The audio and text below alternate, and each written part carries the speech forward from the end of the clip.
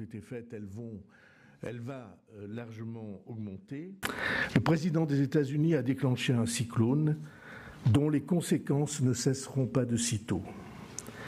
En donnant le signal de départ d'une guerre commerciale planétaire sans avertissement du jour au lendemain, frappant d'inimaginables droits de douane, d'abord ses concurrents chinois et très vite ses plus proches alliés, l'intérieur par habitant est inférieur en France à celui de l'Allemagne. Les conséquences de cet épisode seront nécessairement de long terme, car, comme vous le savez, l'économie fonctionne sur deux principes, tous les deux atteints par la décision du président des États-Unis, la confiance dans un certain nombre de règles intangibles connues de tous et l'idée que le progrès économique traverse les frontières pour le mieux-être de tous, consommateurs et producteurs.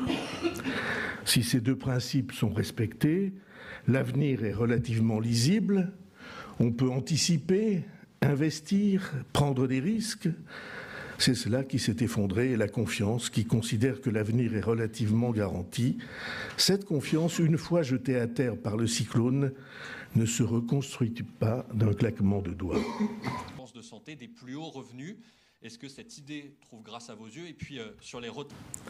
Il était le pays qui accueille sur son sol le siège des Nations Unies, était la première économie du monde, membre essentiel du Conseil de sécurité, garant du droit entre les nations, et que cette nation et cette puissance, un des socles de l'ordre mondial, puisse en un instant passer du côté des agresseurs, alors pour le monde qu'on disait libre, c'est un coup de théâtre, un coup de semonce qui ruine notre vision fondamentale du monde.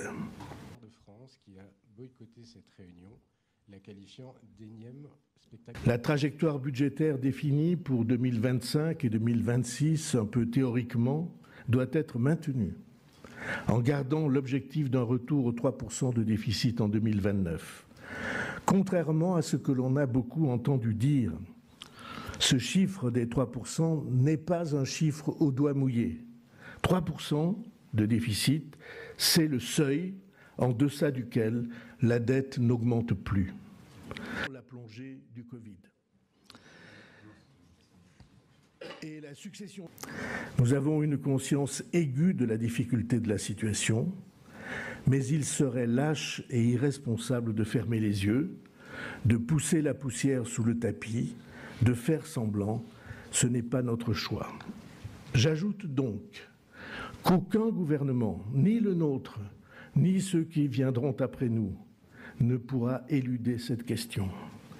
C'est de la survie de notre pays qu'il s'agit, de son indépendance, de sa liberté, de son équilibre et de sa paix civile. Ailleurs français. Voilà la première série Tout abaissement de la note de la France entraînerait une augmentation des taux d'intérêt et donc une augmentation plus forte encore de la charge de remboursement que cette dette impose au pays. C'est un cercle vicieux, c'est un piège dangereux, potentiellement irréversible, très important pour Dijon, moyennement important pour d'autres. Lorsque vous êtes à la tête d'un exécutif, nous ne pouvons pas être pris en défaut du point de vue de notre sécurité. Devant le gigantesque effort d'armement de la Russie, le gigantesque effort d'armement de la Chine, le pas de côté des États-Unis, dotés de la première armée au monde, mais ne considérant plus que l'Europe soit pour l'avenir leur priorité de défense, l'Union européenne a le devoir impérieux de construire une défense autonome. C'est qu'on ne peut jamais s'arrêter au moment qu'on est en train de vivre.